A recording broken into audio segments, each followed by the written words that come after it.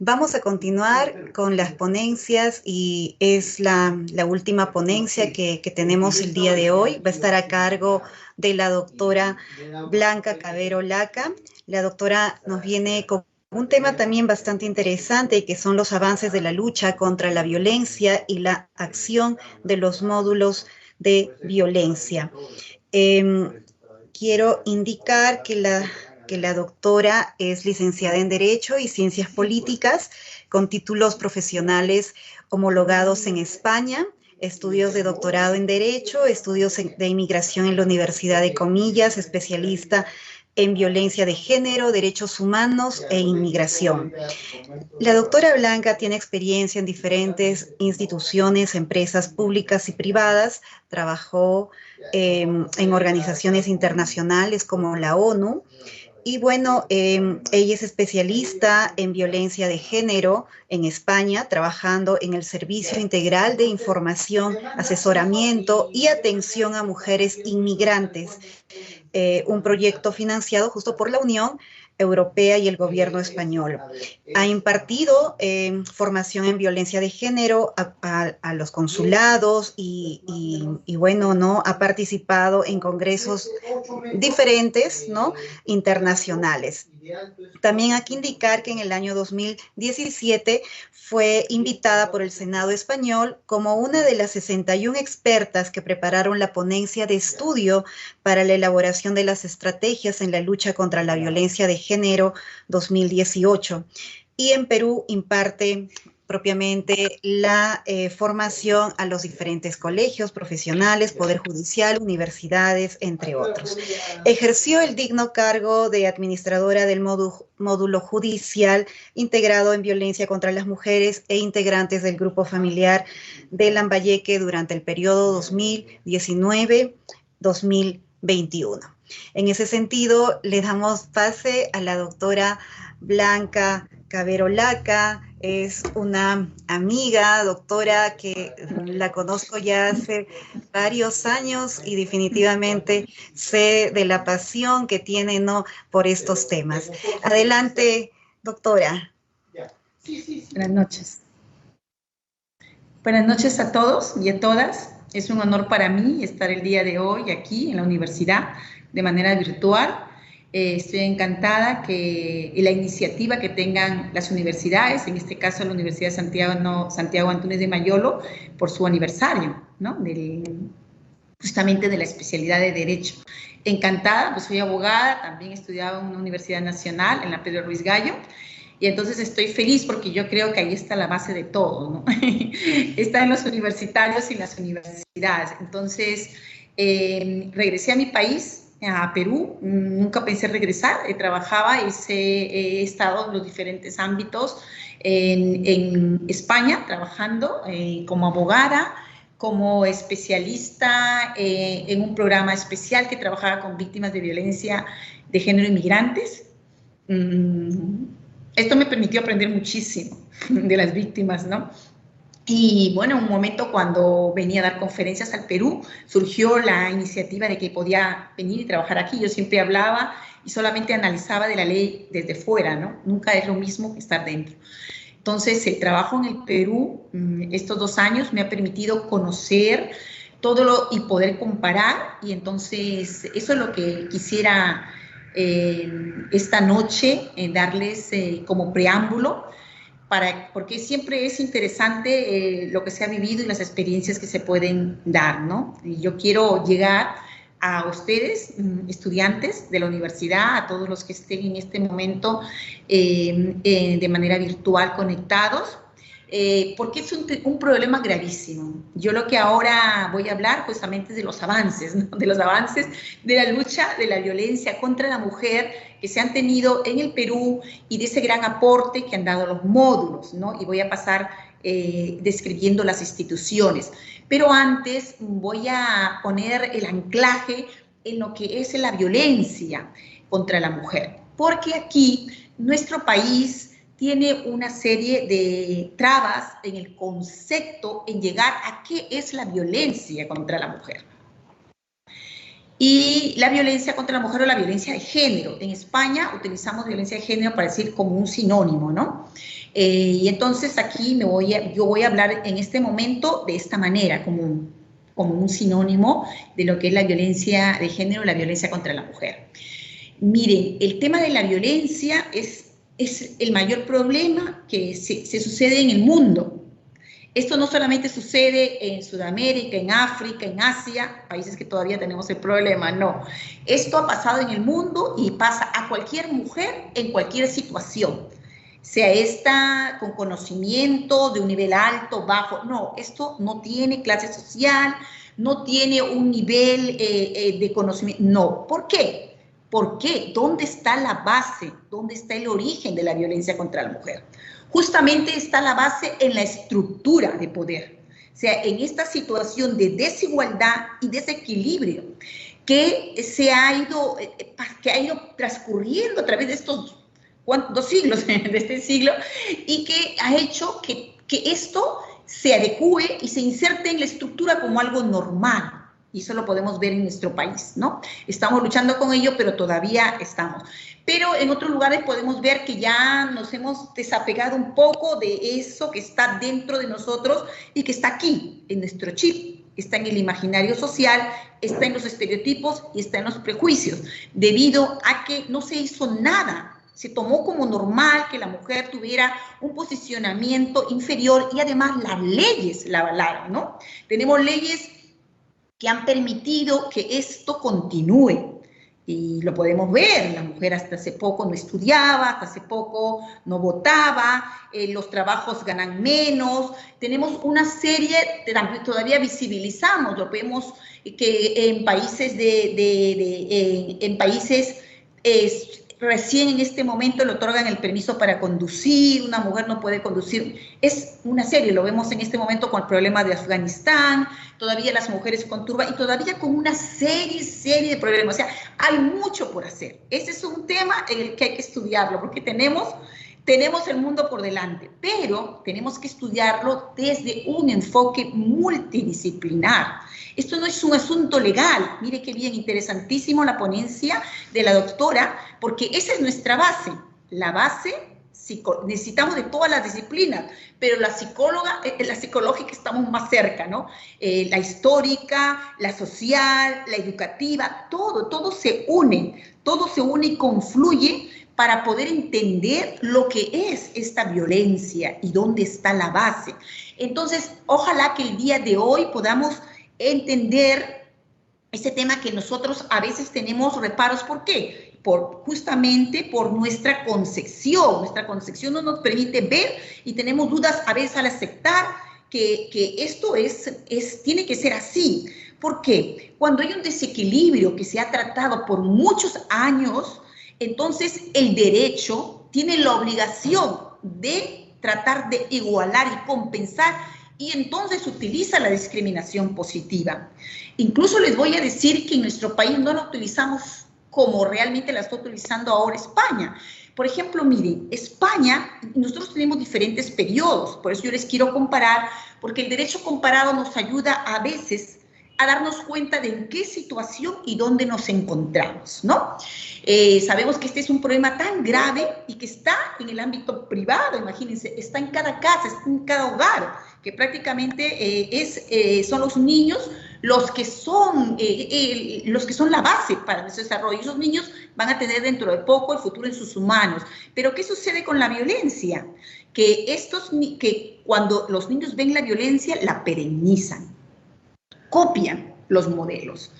Entonces, les estoy explicando esto para que vean cómo hemos tenido diferentes etapas y lamentablemente, bueno, para bien, para mal, el Perú ha sido uno de los últimos países en dar una ley donde prácticamente donde esté penada la violencia contra las mujeres. Hemos comenzado en el 2015, pero comenzamos de manera amplia. Por ejemplo, miren, España, cuando dio su ley en el 2004, la ley 1/2004, ley de medidas de protección, es una ley que solo trabaja el ámbito de la mujer, violencia contra la mujer, que es la violencia de género, nada más. O sea, España pasó a ser uno de los países paradigmáticos en la defensa de las mujeres porque rompió esos cánones desde antes, desde el 2004, y creó una serie de instituciones solamente para defensa de las mujeres. Por ejemplo, los juzgados especializados de violencia sobre la mujer, las fiscalías especializadas, la policía especializada, los psicólogos, los abogados de la defensa, pero todos tenían que ser parte de un equipo que tenía que capacitarse antes de entrar ¿no? Entonces entraron con una percepción y un concepto de lo que era la violencia contra la mujer y reconociendo que era un patrón, un canon tan antiguo, tan anacrónico, que estaba basado en el desequilibrio, en ese desequilibrio de poder, basado y originado por un machismo y por una cultura patriarcal. Esto ha costado mucho a todas las mujeres, sobre todo a las mujeres feministas, aunque ser feminista es luchar contra la violencia, ¿no? Eso dice la lengua española. Pero las feministas fueron las que tuvieron que luchar poco a poco para luchar y compensar esto, aunado y junto a los organismos internacionales como la ONU, que desde el 1979 ya hablaban sobre el tema y decían que esto era una realidad tremenda, un flagelo increíble, una pandemia. Teníamos que luchar y tratar de que los estados dispongan y pongan leyes para defender a la mujer. En ese momento, miren, a pesar de que nosotros tenemos el convenio Belén do Pará, que ya desde 1994 y en 1995 el Perú se ratificó, se era de obligado cumplimiento. Pero sin embargo, nosotros hemos esperado mucho tiempo. Y sin embargo, Europa, teniendo un convenio mucho de manera más tardía, que es el convenio de Estambul, sin embargo, en el 2004 decidió romper. ¿Ustedes creen que la violencia era diferente que la que se vio en Perú? No, era lo mismo, igual. Cuando las mujeres iban a denunciar, la policía también impedía, le decía que no, que para qué denunciaban, que era algo normal. O sea, es lo mismo, se vive en todos los países, no por ser Europa ha sido diferente. Mataban a las mujeres igual y entonces todo sucedió cuando una mujer va a denunciar, dice que estaba cansada de denunciar, y que no pasaba nada. Y entonces esa mujer al día siguiente, su marido la quema viva. Dio inicio a que todas las mujeres salieran y presionaran para que se diera esta ley, que fue un cambio radical, que ha sido el primer país que usó y dio una dotación muy grande económica para realizar este cambio rápidamente y generó estos juzgados especializados, ¿no? Y se dedicó solamente a la violencia contra la mujer. La violencia familiar, la violencia que se sucede de padres a hijos, de hijos entre hermanos, eso no se lleva en esos juzgados, sino se lleva en los juzgados de instrucción, de manera diferente. Eso le estoy diciendo porque luego voy a comparar Perú. Y además, ellos decidieron que este era un tema penal. No tenía que ver nada familia, por lo tanto, fueron los juzgados de instrucción que se prepararon y tienen a su cargo estos juicios que se desarrollan casi de la misma manera que en Perú, pero en Perú nosotros tenemos dos fases y allí solamente una, directamente la primera, los juicios rápidos, donde prácticamente se ve todo, son más rápidos y más ágiles. Nos trasladamos a nuestro país y entonces nuestro país tiene mucha demora. ¿Pero por qué? Porque Perú ha tenido los conceptos equivocados y entonces lo veía como un tema familiar y la violencia contra la mujer como conflictos. Conflicto es una cosa. La violencia contra la mujer tenemos que estar claros que tiene un origen. Puede tener multicausas, pero la causa fundamental es ese machismo patriarcado y es la desigualdad.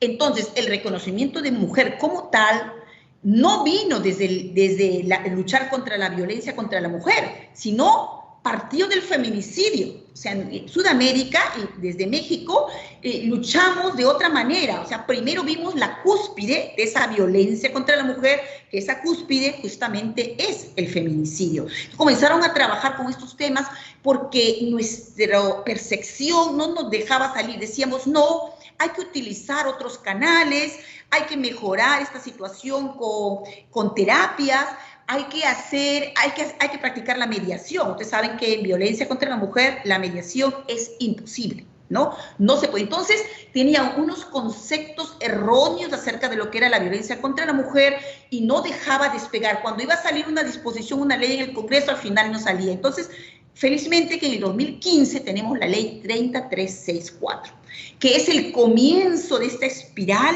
que ha ido luchando y mejorando esta defensa contra la mujer.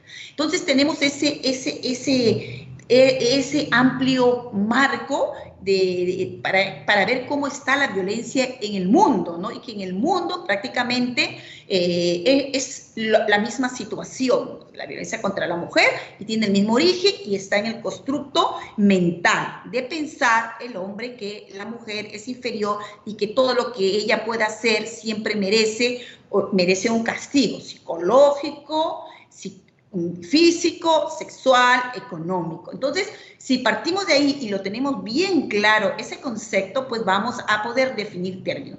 Lo que sucede es que el convenio Belén do Pará, que es también paradigmático, desde 1994 ya nos manifestaba y nos decía todo lo que es la violencia. Prácticamente nosotros, nuestra ley 30364 tiene todos los conceptos de acuerdo al convenio Belén do Pará, como lo vamos a ver, ¿no? Entonces, vemos que en Perú, cuando decide la ley, prácticamente promulgar la ley, no lo hace solo violencia contra la mujer, sino violencia contra la mujer y los integrantes del grupo familiar.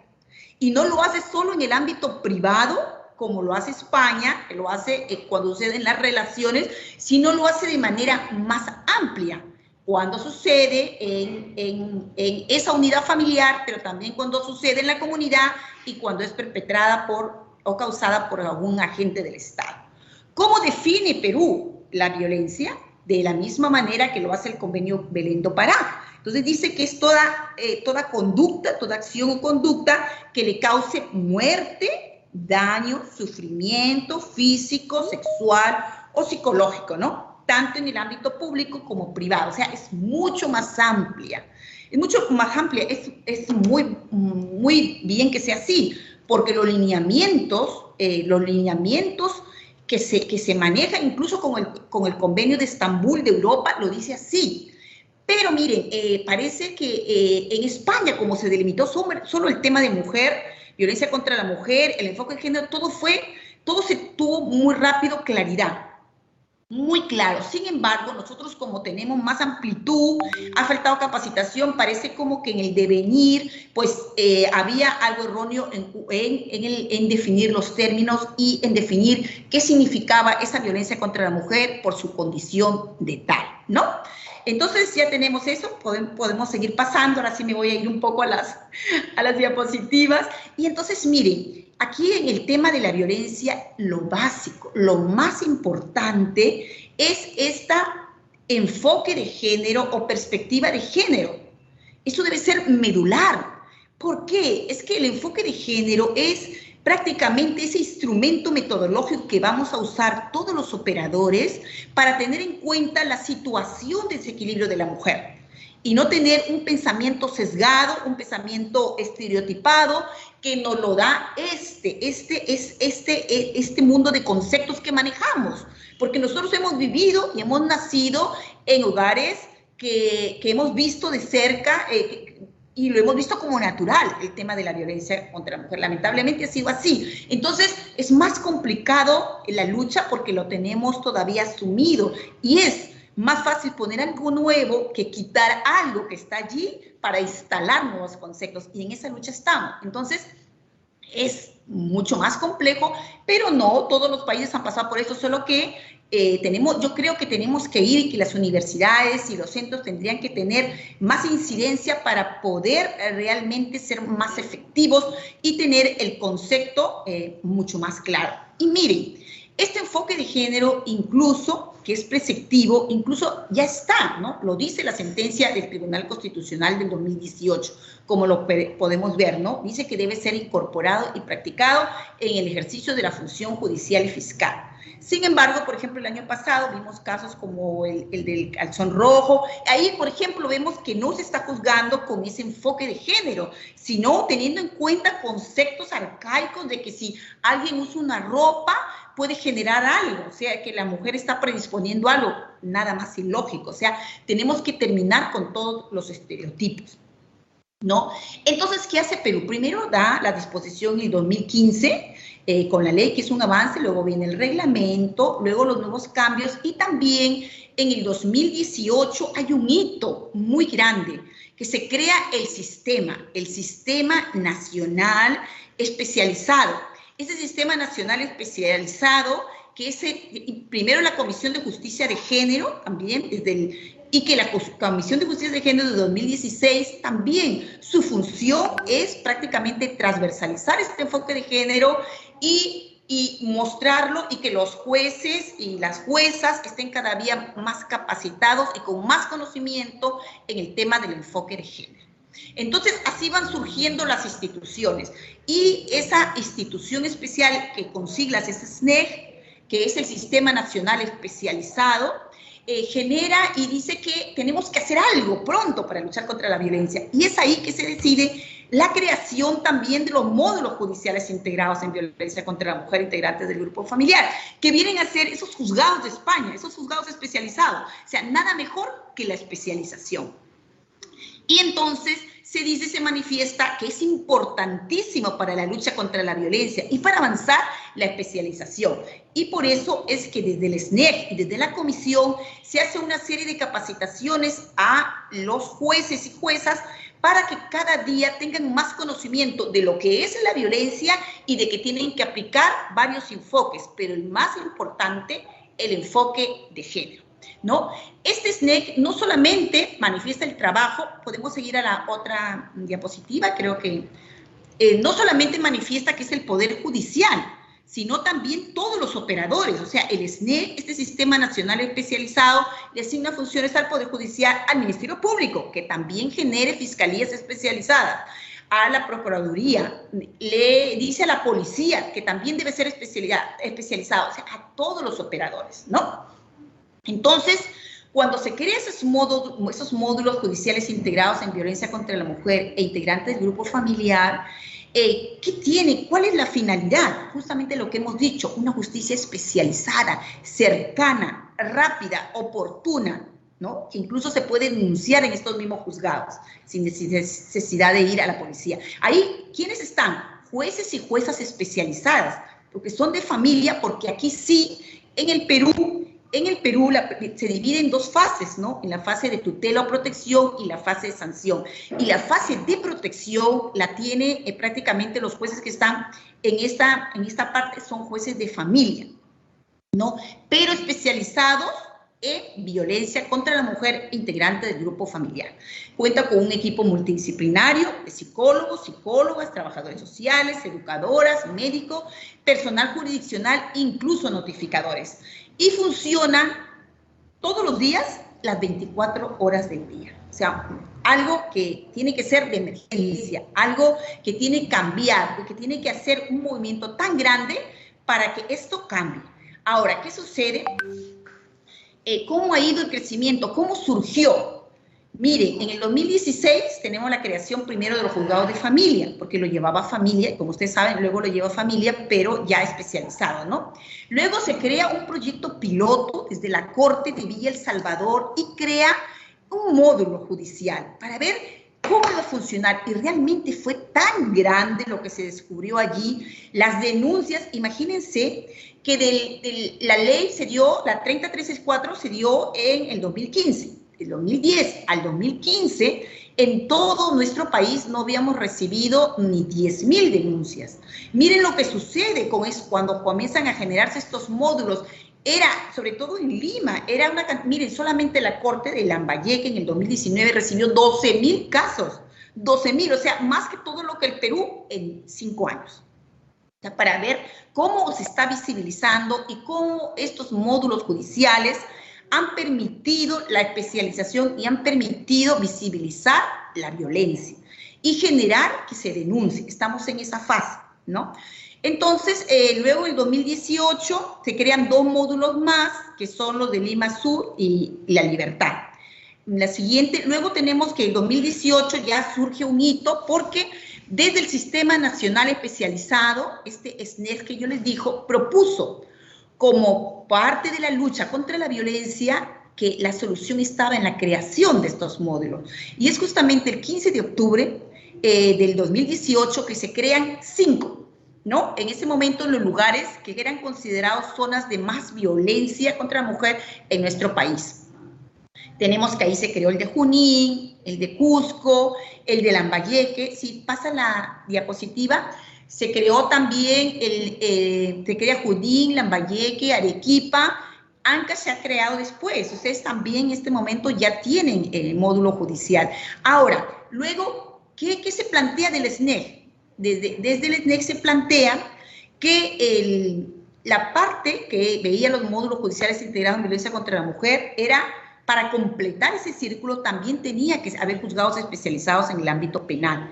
Y es por eso que luego se comenzaron a crear, y ya tenemos, y bueno, en Huaraz también hay módulos judiciales penales. En Lambayeque todavía tenemos un programa. ¿Pueden pasar la siguiente diapositiva, por favor? Tenemos un programa que es amplio y que está prácticamente hasta el 2024. Se han ido creando estos... ¿se puede pasar o la paso yo? No sé. No, yo no tengo el... Sí, miren, ahí está la creación de los 6 módulos, que dice septiembre, pero es octubre, y ahí está cómo se fue generando los demás módulos, ¿verdad? De tal manera que ya se comenzaron en el 2019 a crear también los módulos judiciales penales. ¿Por qué es necesario? Porque cuando hay la especialidad ya tiene que haber una capacitación especial y se tiene que utilizar de obligado cumplimiento el enfoque de género. ¿Es de obligado cumplimiento solo para juzgados de violencia? No, es en todo el ámbito, sino que estamos comenzando y parece como que si los obligados solamente fuéramos en este ámbito de la violencia, pero no, es de obligado cumplimiento en todas las demás ramas del derecho, ¿no? Es en todo el Poder Judicial y en todo el Ministerio Público. Entonces, seguimos, por favor, este cuadro lo vamos a pasar rápido para explicar. Sí, luego se crean 3 juzgados más, ¿no? Que 9 juzgados, 4 módulos penales. Esto es en Ancash, acá viene justamente en el 2020, tenemos la creación de los juzgados en Ancash y en Arequipa, 15 juzgados penales, y Ancash también, que han sido beneficiados con la creación de juzgados penales. En el 2021 también tenemos 27 juzgados, y en donde está Junín, en donde también está Lima, y así, de tal manera que si pasamos rápido ya, en este momento tenemos 135 órganos jurisdiccionales. Ahí pueden ver los lugares donde están los módulos judiciales. O sea, tenemos módulo judicial del ámbito de protección, que es el tutelar, y los módulos que son de sanción, que todavía, si vamos a ver, seguimos, hay un programa de creación de los demás módulos, ¿no? Ya tenemos que en marzo-abril, en el 2022, entraría Cucho, Lima, Tacna, Huánuco, Apurímac. En el 2023, Lima Sur, Santa, Huancavelica. En el 2024, Moquegua, Cañete, Tumbes y Lambayeque en el ámbito penal, porque ahora tenemos 7 juzgados del ámbito de protección. Entonces, esto es cómo ha ido generándose y cómo ha ido constituyéndose lo que son los módulos judiciales, y cómo esto se ha estado viendo desde la Comisión de Justicia y desde el SNEG, este sistema que fue creado para trabajar directamente con el tema de la violencia, ¿no? Como prioridad. En el momento, en nuestro país es una prioridad, ¿no? Ahora, ¿qué pasa? El año pasado viene pues esta pandemia tremenda, y bueno, hace visibilizar la otra pandemia, que es justamente COVID-19 nos hizo visibilizar la otra pandemia, porque los organismos internacionales se reunieron y dijeron, bueno, al primer momento pues todos fuimos encerrados en nuestras casas, y en ese momento pues se decide prácticamente que con este decreto, ¿no? Con este acuerdo 480-2020, se decide que solamente los órganos jurisdiccionales atendían los casos graves. Bueno, tremendo realmente, porque solamente los graves. Imagínense las víctimas que denunciaban estando en encierro y estando agravado el problema y no podían terminar de solucionar. En ese momento los organismos internacionales se reunieron y dijeron a todos los países que tenían que generar disposiciones especiales, porque se estaba visibilizando esa otra gran pandemia y los números estaban creciendo en víctimas de violencia, tanto contra las mujeres como los integrantes del grupo familiar.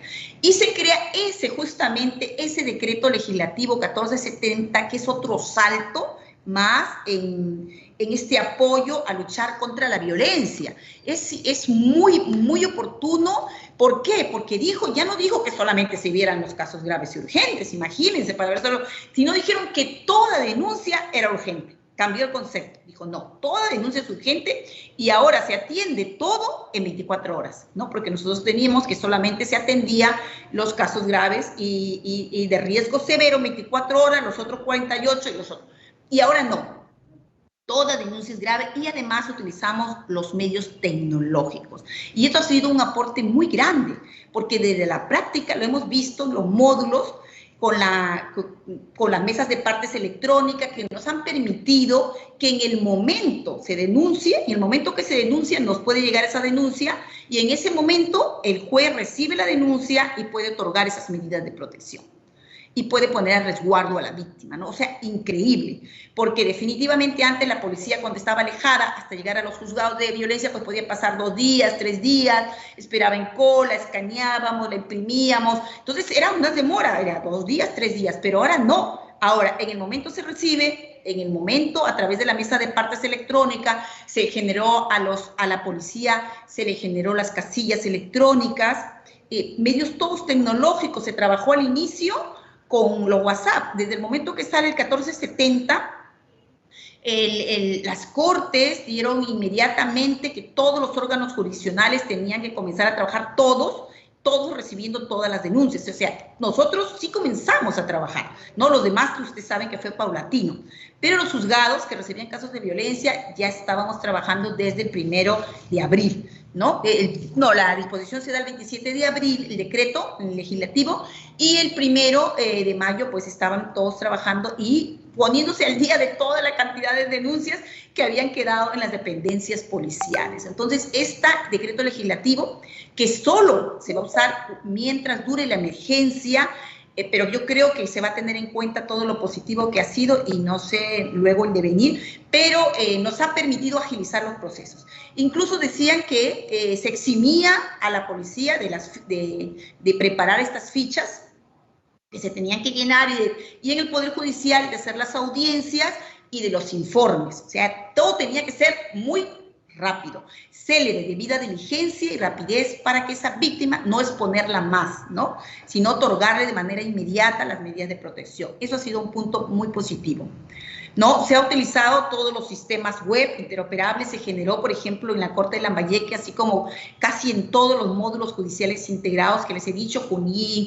Arequipa, Ancash, Lima Este, Lima Norte, Ventanilla, Junín, Arequipa, lo dije, sí, en todos generamos WhatsApp para que la víctima pueda denunciar a través de su teléfono, los hay, ¿no? Y también web, que también pueden denunciar a través de la web, porque ustedes saben que con esta pandemia pues ha sido lamentablemente terrible todo lo que se ha vivido, pero miren, si era ya terrible, imagínense lo terrible que podía ser para una víctima de violencia que esté pasando por todo esto y ya da más que vea agravada su situación, ¿no? Sí, entonces creo que seguimos, ¿no? Han habido una serie de disposiciones y la Comisión de Justicia de Género que fue creada en el 2016 justamente como una instancia, ¿no? Que ha sido creada para institucionalizar este enfoque de género en todos los niveles, miren, en todos los niveles de la administración judicial, ¿no?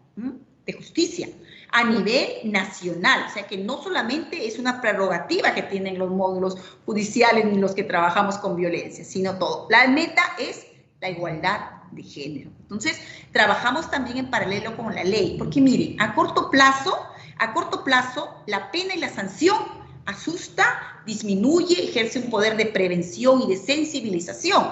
Ahora todos están prevenidos y todos hablan de todo lo que está sucediendo, ¿no? Es un problema que está sobre la mesa, en discusión, y además aquí se ha discutido mucho, ¿no? Porque se ha puesto también en tela de juicio lo del enfoque de género y muchas cosas más que en otros países no ha sucedido. No sé por qué sucedió en el Perú, tal vez tan tarde y tal vez todos los organismos quieren que realmente no se haga algo efectivo, ¿no? Entonces hemos tenido colectivos de lucha contra el enfoque. Imagínense si el enfoque de género está normado a través, incluso es una norma, pero a la vez yo hemos visto que el Tribunal Constitucional ha dicho que es de obligado cumplimiento y que es de aplicación. Imagínense, y se fueron contra el sector educativo diciendo que no aplique el enfoque de género, cuando estamos viendo que a corto plazo el Poder Judicial y a través de una sentencia pues se genera ese rechazo al agresor y esa situación de lo que no se debe hacer. Pero el camino a corto plazo es la sanción y la pena, pero a largo plazo solo es la educación la que irá cambiando poco a poco a todos, ¿no? O sea, la educación desde el nivel primario, nivel inicial, primario, secundario, universitario. Necesitamos que fluya esa información, que todos estemos conscientes de lo que es la violencia contra la mujer y de todos los daños que se ha generado en torno a ella, ¿no? Felizmente que hemos escuchado la ponencia anterior y entonces eso nos manifiesta los tipos de violencia y todo lo que vive la víctima, el daño psicológico tremendo y por qué ella continúa, ¿no? Justamente hemos visto el círculo de la violencia y se adecua, es más, nosotros estamos adecuados. Yo si no hubiera salido a España y hubiera trabajado con este tema, tal vez hubiera seguido pensando con mi chip y tal vez si quisiera estudiar desde aquí me fuera más difícil porque tengo mis parámetros culturales, socioculturales que me marca la sociedad. Porque eso es justamente, ¿no? Son los patrones de subordinación, ¿no? Que están profundamente arraigados en nuestra sociedad, ¿no? Y que constituye esa violencia estructural que es tan difícil y que nosotros mismos somos reticentes, renuentes a ese cambio, ¿no? ¿Por qué? Porque hemos estado acostumbrados y entonces parte de ahí, parece que nos están quitando algo, parece como que no terminamos de darnos cuenta que es lo negativo y que eso tiene que terminar. Miren, lo dice la ONU, ¿no? En su Agenda 2030, dice que el punto número 5 lograr la igualdad. Dice que si no logra ese punto 5 de igualdad, no va a lograr nada. Y la igualdad es un largo camino, y por eso es que tenemos nosotros que comenzar a paso agigantado y esta pandemia con todo lo negativo que tiene nos ha ayudado a dar pasos agigantados en lo que es el avance de lo que significa la violencia. ¿Por qué? Porque, por ejemplo, en el módulo judicial integrado de Lambayeque, nos hemos dedicado a hacer capacitaciones virtuales que nos ha permitido traer ponentes internacionales. Todos los países, España, que tiene desde el 2004, imagínense qué historia ya, qué historia de cómo ha sido su lucha, además siendo un país tan contundente y tan decisivo, ¿no? Ellos ya están en este momento por un pacto de Estado, que todos se unieron y dijeron, ahora es que tenemos que terminar y tenemos que continuar. Y nuestros números no se parecen en nada a los de ellos, ¿no?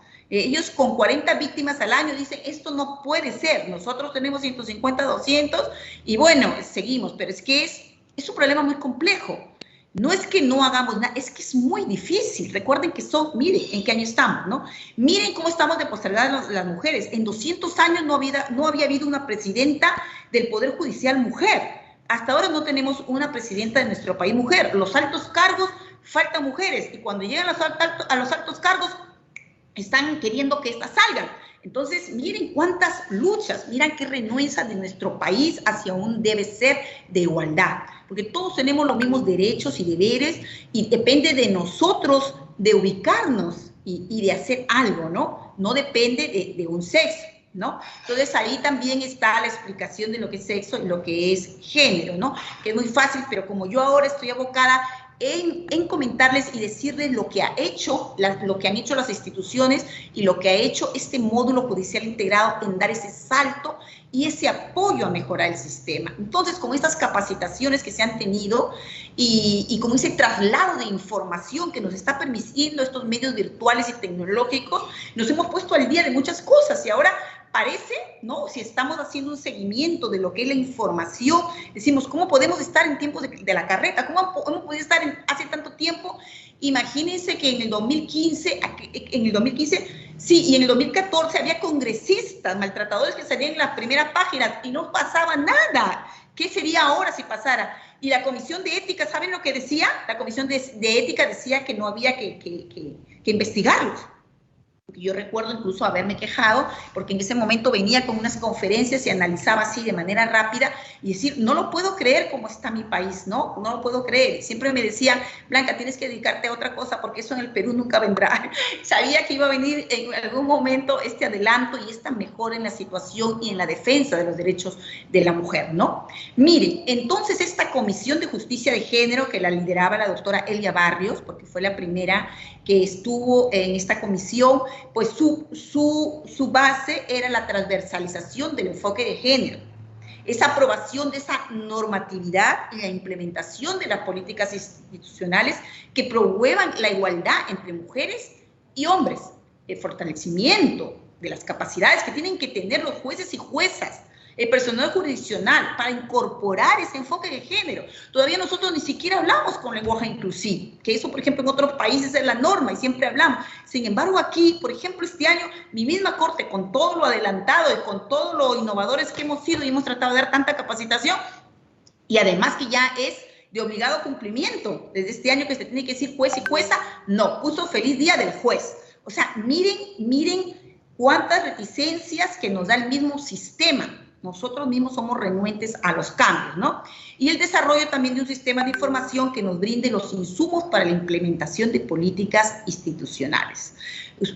Sí, entonces miramos cómo esta Comisión de Justicia de Género ha sido un aporte, ¿no? Y el sistema SNET. Y ahora, si podemos seguir avanzando, el programa, el PPOR 1002, que tiene ahora un trabajo especial de generar la creación de más módulos, que eso es lo importante, porque tenemos que tener más módulos especializados para que se trabaje directamente y para ejercer toda una acción para que haya y se pueda denunciar más. Pero esa labor es de cada uno de nosotros. Cada uno de nosotros, no solamente el Poder Judicial, el Ministerio Público, la Policía, la Defensa Pública, no solamente los operadores, no solamente, imagínense hay cuánto por hacer. Imagínense que en España, por ejemplo, los gobiernos regionales, bueno, que no se llaman gobiernos regionales, pero hacen sus veces, tienen disposiciones especiales, tienen leyes contra la violencia y tienen programas, como decirlo, de trabajo, o sea, hay todo el mundo. Y los ayuntamientos, bueno, ya se llama ayuntamientos y aquí municipalidades, tienen disposiciones especiales y tienen psicólogos, psicólogas, trabajan con proyectos. Entonces aquí estamos comenzando, porque mire cómo están los gobiernos regionales. ¿Ustedes creen que hacen algo? Bueno, ellos creen que hacen algo dando una conferencia, ¿no? Pero es que el trabajo hay mucha distribución económica y tiene que generar programas, como en España. Genera programas y hay licitaciones para ONG, las ONG se presentan, ganan la PRO y generan programas igual que el CEN, con un abogado, un trabajador social, un especialista en programas como el que yo estaba, dando más apoyo a la víctima, a pesar que allí obligados tienen que tener un abogado, ¿no? Y especializado. Aquí falta mucho la especialización todavía en los abogados, ¿no? Tenemos un poco de especialización desde los CEN, pero falta que los demás abogados se preparen. Allí ningún abogado que no esté con que haya hecho prácticamente la especialidad desde el colegio no puede ejercer, ¿no? En el turno. Por ejemplo, yo era del turno de oficio, pero había tenido que hacer un curso especial, ¿no? Entonces es muy importante. ¿Por qué? Porque el tema de la violencia contra la mujer es un tema especial y la violencia que sufre es un ámbito que va a lo psicológico de la víctima. Entonces vamos a encontrarnos con reticencias de ella misma que va allí a denunciar y cuando está allí en la policía, después te dice, ay, mejor no denuncio. Y entonces tú tienes que estar allí para apoyarle y para ver que realmente tienes que apoyarla a que continúe con la denuncia, ¿no? Entonces, esta Comisión de Justicia de Género es la encargada de generar, ¿por qué es importante? Porque va a generar tantos cambios internos a nivel de jueces y juezas que manejan el enfoque de género, que tienen que manejar el enfoque de género en su resolución de casos y no pase casos como los que ya hemos visto, ¿no? Que tenemos, que puede decir, y se prejuzga y hay falsos conceptos. O sea, la mujer al final se le culpabiliza y todo lo que hace es culpable. Esos estereotipos, esos preconceptos son los que tienen que acabar, ¿no? Impulsa la aprobación de normatividad y políticas institucionales que promuevan la igualdad entre mujeres y hombres y fortalece la capacidad de los jueces y juezas. El año pasado, por ejemplo, hubo cursos incluso con universidades de España para que los jueces se preparen, jueces y juezas se preparen, ¿no? Y tengan una visión más amplia, porque también somos parte del sistema, hemos vivido en el mismo mundo y entonces tenemos todos esos preconceptos y esos clichés y tal vez esa aceptación, porque lo dice la Defensoría del Pueblo, ¿no? En su informe.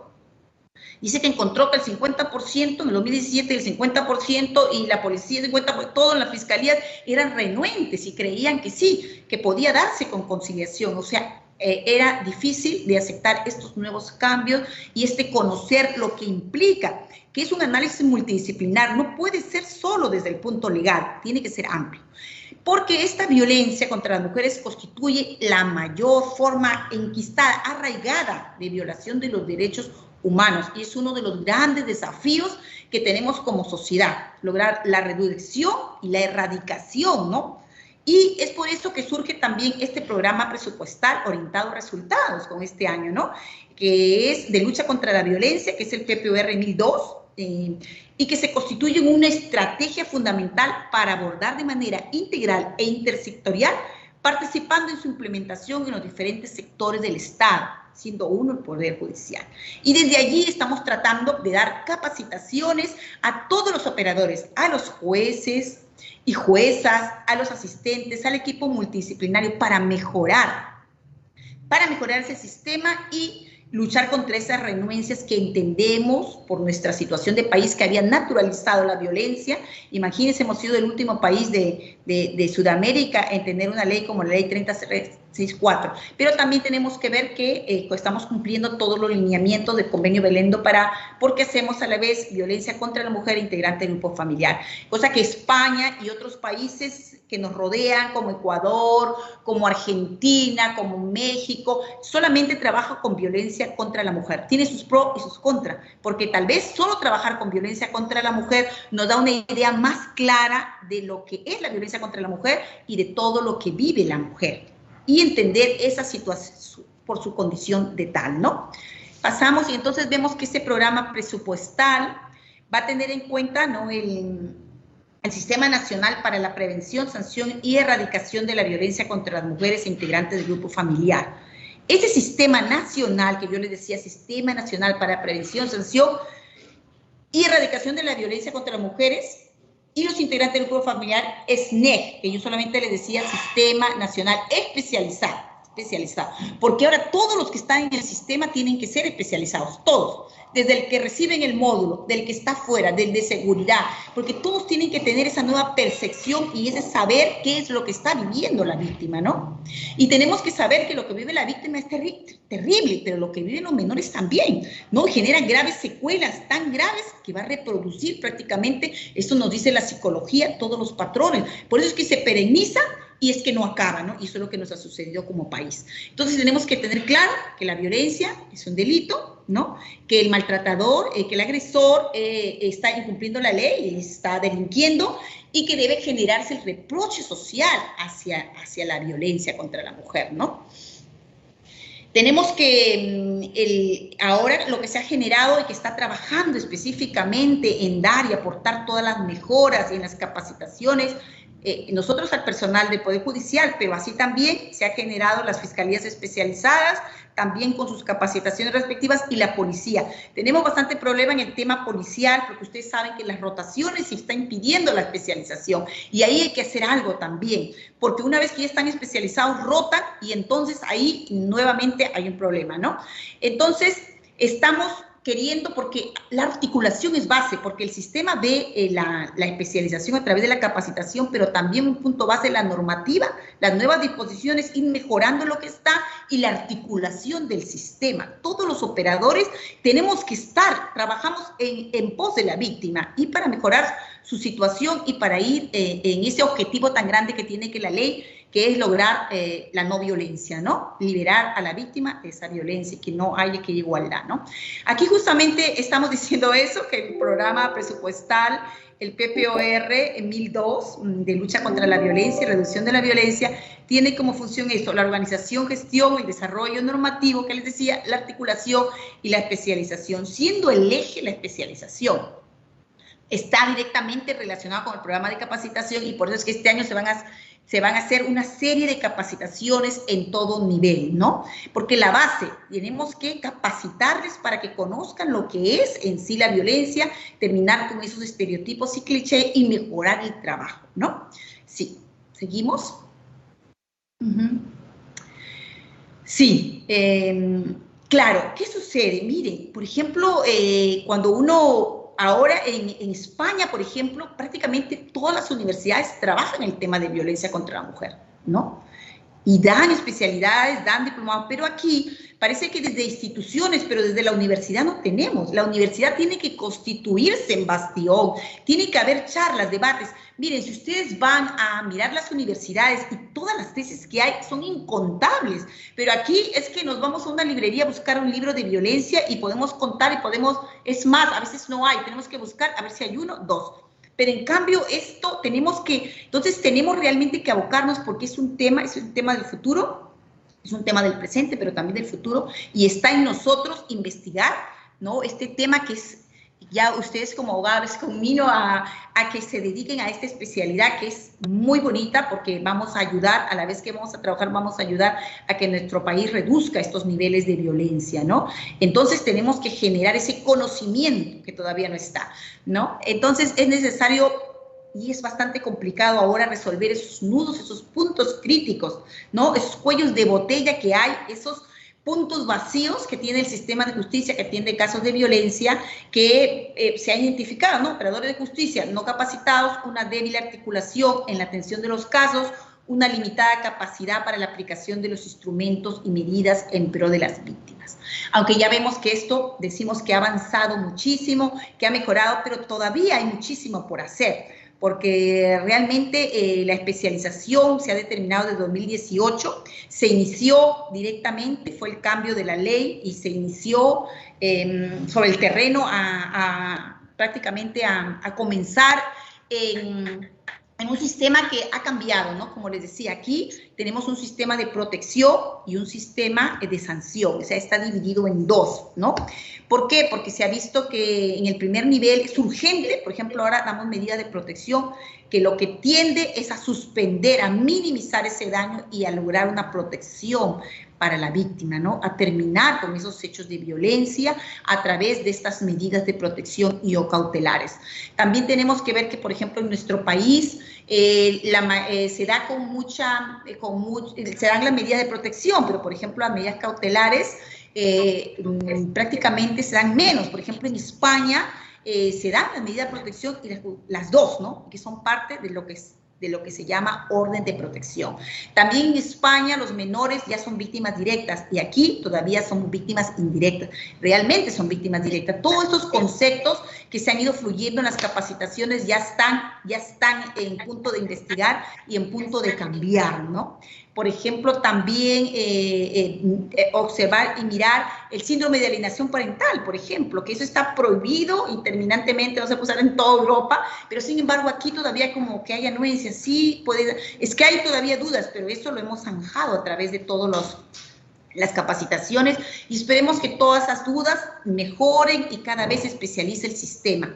Y es, como les digo y les repito, una tarea de todos. Los operadores de justicia están obligados al cambio inmediato, pero la sociedad tiene que cambiar y tiene que conocer y solamente fijarse en lo que nos ha pasado como sociedad y la cantidad de delitos que sucedían y que pasaban a primera página de nuestros diarios y no se hacía nada. Sin embargo, desde que hubo esa movilización, por ni una menos, es que parece que se presionó y hubieron cambios. Y cuando comienza ya esto no acaba, continúa y continúa. Y en este ámbito hay mucho por hacer, se ha hecho bastante, realmente la acción y se ha mejorado. Y yo creo que la defensa, y miren ustedes por el número de denuncias que se están recibiendo, ¿no? Arequipa 18.000, La Libertad 17.000, miren cómo ha cambiado ese imaginar, miren cómo ha cambiado la sociedad en su conjunto, pero se dice que así todas las denuncias, no solamente aquí, sino también en España, en el mundo, no se denuncian. O sea que no hay ni el 30% de las denuncias que se deberían estar realmente haciendo, ¿no? En los juzgados. Yo creo que me he pasado de la hora, perdonen, no sé, creo que estoy fuera de la hora, pero realmente ese es un tema muy, muy importante, muy interesante. Realmente hay muchísimo por decir y más si utilizamos el derecho comparado y vemos cómo han ido avanzando otros países que ahora nos ha permitido verlos de cerca, estar en el mismo momento, España, Perú, México, y mirar las diferencias y mirar cómo está cambiando ese imaginario social en otros países y decir que sí es posible cambiarlo, ¿no? Sí es posible. Y eso depende de nosotros, solamente de investigar, de conocer, de estudiar. Esto implica estudio, conocimiento, trabajo, ¿no? Y se está haciendo desde las instituciones todo lo posible. Ahora está en que los jueces, juezas, fiscales, policía, los defensores, los abogados también trabajen también este tema y también se trabaje desde el ámbito educativo, de todos los ámbitos, porque la violencia es que afecta a todos los ámbitos, ¿no? El económico, el social. Muchísimas gracias por la oportunidad y espero haber generado eso que siempre que se quede algo ahí que se quede algo en la mente y decir, este tema realmente es importante, y que se haya quedado claro lo que significa y lo que es la violencia contra la mujer y todos los daños que le ocasiona a la víctima, ¿no? Muchas gracias, estimada doctora Blanca. Para nosotros ha sido bastante satisfactorio escucharla y definitivamente estamos muy complacidos con todo lo que nos ha indicado. No sé si hay alguna pregunta para la doctora. Pueden alzar su manito, en todo caso.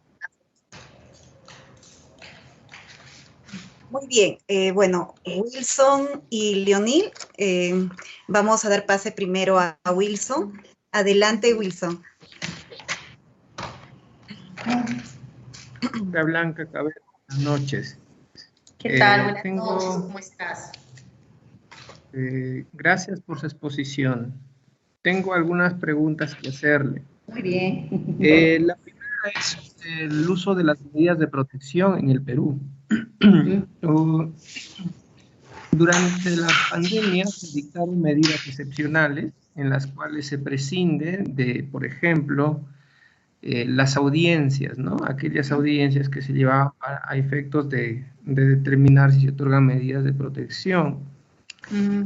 Pero resulta que también estas medidas en algunas ocasiones han sido mal utilizadas por los denunciantes con fines económicos. He advertido, por ejemplo, que cuando hay una disputa por una propiedad y quieren que esa persona que está en la misma vivienda se retire de la casa, proceden a denunciar por violencia contra la mujer, hacen una narrativa excepcional y finalmente el juez termina retirándole de la casa a una persona, ¿no? Sea familiar, sea cualquiera el que ejerció la violencia. Yo me pregunto si es que estas medidas, tal como se llevan a cabo, afectan o son injustas, ¿no? O solo responden a políticas criminales más que a jurídicas, por así decirlo. La otra pregunta era, en base a una parte de su exposición, ¿la gramática tiene género? Y la siguiente pregunta, bueno, una tercera pregunta, la lucha contra la mujer, ¿no? La lucha de la lucha contra la violencia producida, o llamada violencia de género, justifica una violencia contra el género opuesto. Muchas gracias, doctora. Muy bien, muy bien. Paso a responder, ¿verdad? Ya, entonces, miren, tenemos que entender, y está muy, pero muy claro, el tema de lo que es la violencia contra la mujer, ¿no? Y lo que ha significado en el mundo, eso está clarísimo. O sea, no creo que haya nadie que pueda poner en tela de juicio todo lo que ha vivido la mujer y la postergación. O sea, es algo de sentido común estar en esta lucha. Que algunas veces algo pueda pasar, no lo sé, pero esto ya depende de los jueces de analizar bien las medidas. Pero mire, de 3-2, esos son los indicadores a nivel mundial. El 60% de las mujeres hemos vivido algún tipo de violencia. Es más, creo que el 80% de las mujeres a través de su vida ha vivido. Es que está de claro conocimiento la situación que nosotros hemos detenido. O sea, esta situación de desequilibrio de poder que lo podemos ver y que lo podemos evidenciar en que las mujeres no se nos permitía estudiar, no se nos permitía votar. Es que la mujer ha tenido que luchar este sitio, ha tenido que luchar por posicionarse, por decir, ¿dónde está la igualdad? O sea, hemos vivido un estado de desigualdad años y no hacíamos nada. Y ahora tratamos de lograr esta igualdad, tratamos de luchar y a través de dar medidas medidas de protección para las mujeres y decimos esto, es que yo no sé, no lo veo. No lo veo. ¿Por qué? Decimos que son injustas. Por favor, miren cómo vive el Perú, sus análisis altísimos de violencia. Es verdad y que hay también violencia. La violencia está en todo ámbito. Miren nosotros los temas de violencia que hemos vivido, pero la violencia contra la mujer es evidente, es estructural y la podemos observar claramente. Y la podemos evidenciar a través de las disposiciones legales que le han dado amparo a los hombres. Es más, hasta los psicólogos muchas veces decían que nosotros teníamos menos inteligencia, Están los datos a través de todas las ciencias, cómo nos han ido marginando. El tema de la mujer ha sido ir luchando en pos de eso, en pos de algo de sentido común que está en cada hogar peruano. De cada tres, o sea, nos hemos acostumbrado a la violencia, le hemos permitido, la hemos naturalizado y está allí, la permitimos. ¿Quién de nosotros, nuestras amigas, yo le puedo decir muchísimas, es que cuando nosotros discutíamos en España nos poníamos a pensar y creo que no se salvaba a nadie. Entonces, yo he recibido jueces, fiscales, psicólogas, es que esto es muy grande. A ver, los datos de hombres sí es, pero es el 10%. Además tenemos que ver, eso es una violencia, otro tipo de violencia, porque la violencia nuestra es la estructural, basada en el patriarcado y en el machismo, que está en la mente, en el sentido, en la estructura mental de las personas que hemos aceptado. Es más, recuerdo que cuando sucedió Ni Una Menos, nos enviaron a España un audio de una radio de la selva que decía, ¿cómo es posible? O sea que ahora ya las mujeres se levantaron, o sea que ahora no las vamos a poder pegar, o sea que ahora nos pueden preparar un ceviche mal, es que ahora nos van a poder irse, salir de la casa y no vamos a poder pegarles. Es más, yo siempre converso con todos los que me llevan y estoy hablando y me están contando los hechos de violencia que yo es que no lo puedo creer.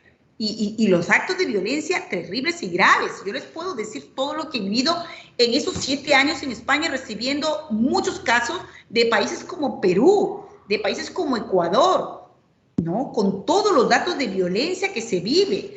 Entonces, no solamente puede suceder en este caso de violencia, también puede suceder que haya alguien injustamente por otro tipo de delito. Puede suceder, pero con una excepción. Pero estas medidas, imagínense, además tenemos que ver lo que hace definitivamente la medida de protección. Solamente buscan neutralizar y minimizar los efectos nocivos de la violencia. O sea, se dan para proteger a esa víctima en ese primer nivel. Más bien tendríamos que quejarnos. ¿Por qué? Porque ¿cuántos llegan a sentencia? Ni 10%, todo se archiva. Es que ahí está la queja. En España, cuando sucedió la ley 1/2004, cambió todo. Y antes se habían archivado el 90% y ahora se archiva el 10% y el 90% se sentencia. Y en este país todavía va, el 90% se archiva. Estamos mal, más bien deberíamos. O sea, yo creo que no hay un conocimiento real. Tenemos que leer, tenemos que estudiar muchísimo más esto. Es así, porque lo que tenemos que ver es que todo el análisis que se ha hecho, todo cómo actuamos, es en base a un diagnóstico como país. Los altos índices, pero si es que en otros países no lo podemos creer lo que sucede tanto en Perú. Y eso que estamos así, porque a través de las violaciones, o sea, porque también es todo lo que se hace a la mujer a través de toda su vida. No solamente la violencia, como se diga en España, solamente a esa violencia en ese ámbito privado, en ese hogar. Aquí vamos más allá también, ¿no? Y tenemos que ver todos los demás tipos de violencia que sucede. Imagínate, hace poco tú te ibas en un autobús y un hombre se te sobaba, o tú pasabas y te decían 1000 cosas horribles y todo tenías que recibirlo. Pero ¿cómo no lo vemos? Es que la mujer, hemos estado recibiendo todo eso solo por el hecho de ser mujer. O sea, y tú te vas a las ferias y los hombres se acercan y dicen, ¿cómo no las van a tocar? ¿No van a meter la mano? ¿Cómo no las van a violar si se ponen un chorcito? O sea, esos estereotipos, esos preconceptos. La mujer y el hombre se pueden vestir como quieran, pueden hacer lo que quieran, y eso no está incentivando a que se cometa hechos contra ella. Esos imaginarios, esos falsos estereotipos de que el hombre sí, y tenemos que comenzar desde el hogar a cambiar. Es que nosotros estamos respondiendo y estas preguntas porque somos machistas, hombres y mujeres, porque no queremos romper con esos estereotipos y porque no queremos cambiar ese imaginario y porque no queremos entender lo que significa la violencia. Puedo aceptar que haya errores en algún momento porque lo hay en todas las disciplinas, pero que estamos haciendo bien, que estamos en un camino correcto y que debemos avanzar, por supuesto. Por ejemplo, ya en España están los delitos que se suceden con los medios tecnológicos y que esos son de prueba. Está la amenaza, que todavía no la ponemos. Está la violencia habitual, que tampoco está. Y eso aquí es violencia habitual. Pero cuando la mujer va a denunciar, denuncia un hecho, pero no es que le pase ahora, le ha pasado 15 años, 20 años.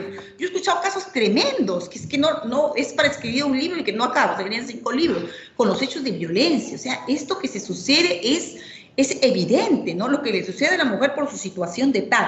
Existe, ¿cómo era en la gramática? Por supuesto que el lenguaje inclusivo tenemos que usarlo. ¿Por qué? Porque tenemos que comenzar a mencionar, tenemos que hacer visible lo invisible. Si no visibilizamos cuando decimos jueces, juezas, cuando decimos y decimos abogada, abogado, y no comenzamos a decir y a mencionar, no visibilizamos que hay ya un amplio sector de mujeres que estamos en cargo y que estamos avanzando y que queremos que esto avance. Pero si queremos avanzar más, tenemos que comenzarlo a mencionar, a decir. Eso es por lógica. Y en esa lógica estamos, el lenguaje inclusivo, ¿no? Y no recuerdo la otra pregunta, pero después la medida de protección y que tenemos que apuntar a qué es en sí. Solo buscan resguardar esa integridad física, psicológica y sexual de la víctima. Y se va a esa segunda fase y todavía estamos en nada. Por eso es que se está con los juzgados especializados, ¿no? Hay bastante por hacer y hay bastante por evidenciar. Y bueno, yo hablé también del lenguaje. No recuerdo la tercera pregunta.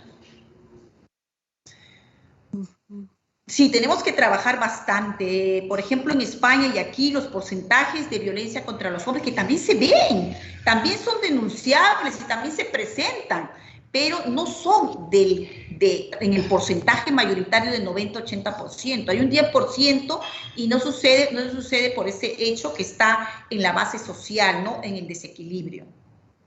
Sí. Muy bien, muchas gracias, doctora Blanca.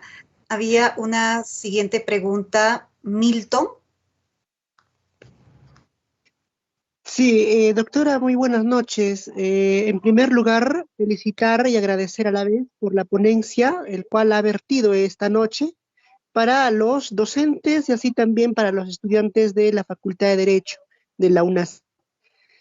Primero, con respecto al tema, a los antecedentes, respecto al machismo, por ejemplo, en el Perú, vamos a notar que el sistema del machismo en el Perú llega con la influencia del Reino de Castilla, que llega pues justamente aquí en los dominios, porque antes de la influencia española en el Perú, casi la mayoría de culturas en nuestro territorio peruano predominaba, por ejemplo, el matriarcado, y en muchas culturas, por ejemplo, había pues una igualdad en cuanto, por ejemplo, se refiere al género, en cuanto a gobierno.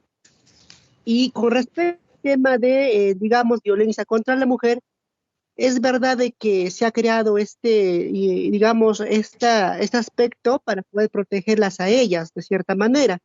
Pero también si se da el nombre de, por ejemplo, en este caso, violencia contra la mujer, sería factible la denominación a la vez también de violencia contra el varón, porque en el Perú, por ejemplo, se ha notado en muchos lugares la violencia contra el varón y está masificando inclusive en estos últimos años violencia contra el varón, solo que por motivos de quizás de este complejo de que el varón no debe quejarse, que se tiene, los varones no denuncian o no demandan, y más de las veces cuando se van a quejar, por ejemplo, por el tema de violencia, le van a creer más a las mujeres, ¿no? O sea, se ha creado ese aspecto.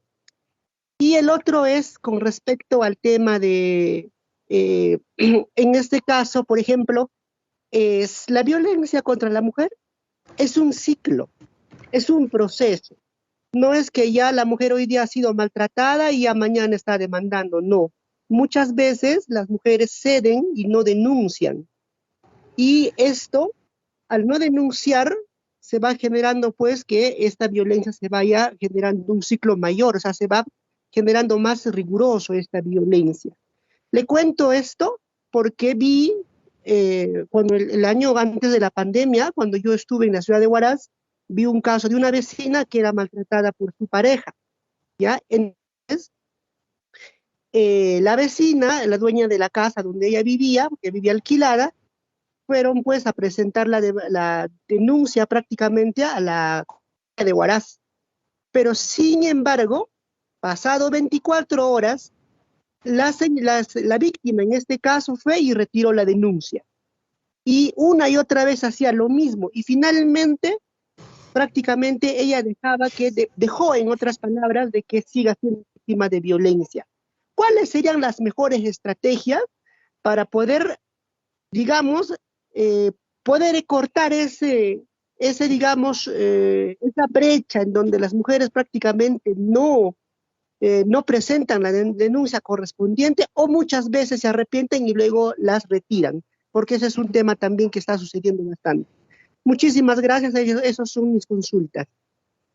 Muchísimas gracias por su consulta, por su pregunta. Mire, es que en la primera mitad justamente me dice lo contrario de lo de la segunda parte, porque en la primera parte usted está manifestando que le parece como que no debería haber violencia contra la mujer. Mire que sí hay violencia contra el hombre, nadie dice que no, y se puede denunciar, y en España también. Yo lo que le digo es que en qué se basa, y lo podemos ver por sentido común si hacemos un análisis histórico de lo que ha sido este devenir de la situación de la mujer, que la podemos ver y evidenciar. O sea, la mujer ha estado en una situación de desequilibrio, ¿no? En una situación de subordinación al hombre. Y lo podemos ver porque hemos estado alejadas de las leyes, podemos ver cómo no, que no podíamos votar, no podíamos estudiar. Entonces, hemos vivido así, se ha normalizado. Es por eso que el hombre reclama, porque está acostumbrado ya a una forma de, y parece que lo otro no debe ser. Pero es que hemos vivido tanto tiempo, y la mujer ha vivido tanto tiempo soportando. Miren, cuando sucedían los casos de violencia en España y las mujeres peruanas denunciaban, porque eran las primeras, porque el colectivo inmigrante denuncia en un 50% allí, llamaba a la familia de aquí de Perú y le decía, pero ¿por qué denuncias? Igual me pasó a mí, igual a tu abuela, ¿qué pasa? Y ahora le vas a denunciar y ahora le van a expulsar, porque en Perú, en España, pues daba lugar al retiro de la residencia del trabajo y a la posible expulsión, ¿no? Entonces, pero esa mujer necesita, ha vivido tantos años con una violencia habitual, que aquí todavía no está tipificada como violencia habitual, con una violencia constante de muchos años, y viendo que esto como que era normal, y por eso es que los niños y las niñas han vivido viendo esto y también asumiendo patrones. Al final van a asumir patrones de victimarios o de víctimas, ¿no? O de agresores. Entonces, no es que no hay, lo hay, pero la situación es compleja y diferente, porque la mujer es el 80-70% y los hombres son el 10%, y no se origina en la misma base estructural que hemos estado diciendo, de desigualdad y originada por este patriarcado y este machismo imperante en nuestro país, y lo podemos ver. Sudamérica, Asia, la India, pero si todavía podemos ver en la India, en África hay ablaciones sexuales. Las niñas mujeres cuando nacen se le tiene que cortar el clítoris, que eso también se hizo delito en España. En la India las niñas nacen y le asesinan a un hombre. ¿Pero por qué? Porque esa niña ha nacido allí y ya le están determinando los matrimonios jóvenes y los matrimonios arreglados, solo por el hecho de ser mujer. Al hombre no se hace, pero a la mujer sí.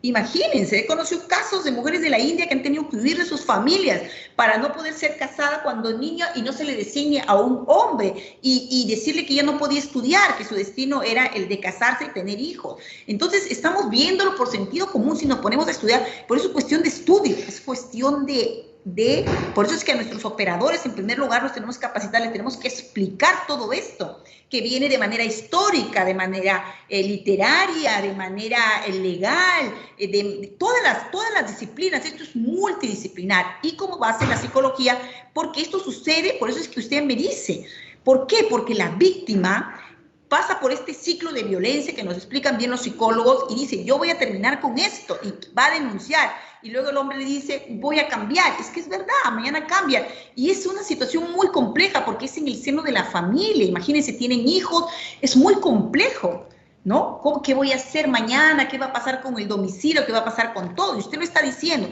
Además, ahora recuerdo, usted hizo una explicación de España, pero si nosotros también hemos sido machistas. El imperio incaico era el Inca, y las mujeres, las ayahuasas allí, en cantidad, a ser escogidas por el Inca, por favor. Eso no es una cuestión que España nos impuso, ya lo éramos desde antes y ya se estudió. Entonces, siempre queremos asignar toda la culpa a España. Nosotros también tenemos que terminar con eso.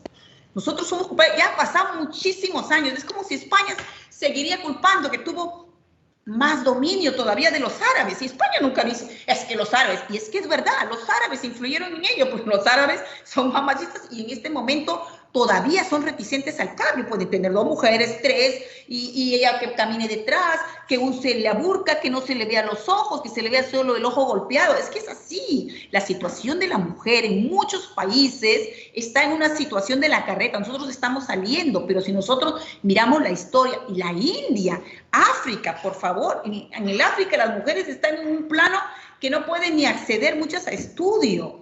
Solamente es un mundo de hombres. Hemos vivido en un mundo lamentablemente así, y nosotros, y no solamente el machismo está en los hombres, las mujeres también defendemos el sistema. Cuando dábamos conferencias en España, los sudamericanos éramos los primeros en decir todo esto que se ha dicho. ¿Y por qué los hombres siempre reclamar? No dicen, ¿y cómo? ¿Cómo podemos ayudar a la víctima? No, siempre, y el hombre también le sucede, y él también puede denunciar, pero el porcentaje es mínimo. ¿Por qué? Porque no han tenido una situación de desventaja legal, económica, jurídica, en todos los ámbitos. Nosotros hemos tenido que luchar, esto le ha costado no a mí, sino a miles de mujeres que vienen luchando por un posicionamiento, porque solamente por algo tan de sentido común, que es la igualdad. Porque cuando hay igualdad y no va a haber desigualdad, no va a haber violencia. Y esto lo tenemos que aprender en el colegio, lo tenemos que aprender en nuestras casas. Cuando al niño, no, tú sí puedes salir, la niña no. No, tú sí, tú lavas los casas, tú no. No, todo lo tenemos que hacer y compartir. Le tenemos que generar ese nuevo imaginario social de igualdad y de aceptación de los roles. Esos roles que están por eso asignados y que también lo vemos presente, lo podemos ver presente magistrados, magistradas, fiscales. Pero nosotros